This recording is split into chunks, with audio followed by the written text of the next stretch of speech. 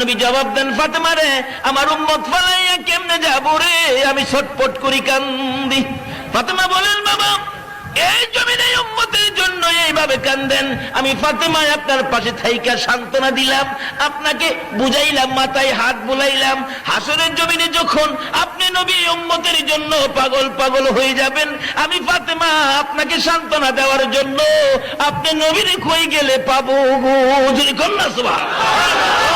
আমার নবী বলেন, ফাতেমা রে, পাবি রে, আমারে পাবি। কোথায় পাবো? একটা ঠিকানা দিল, ফুলসিরাতের কিনারে।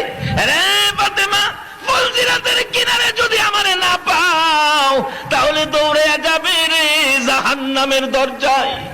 জাহান্নামের দরজায় যদি আমারে না পাও, যাবি রে মিজানের পাল্লার কাছে।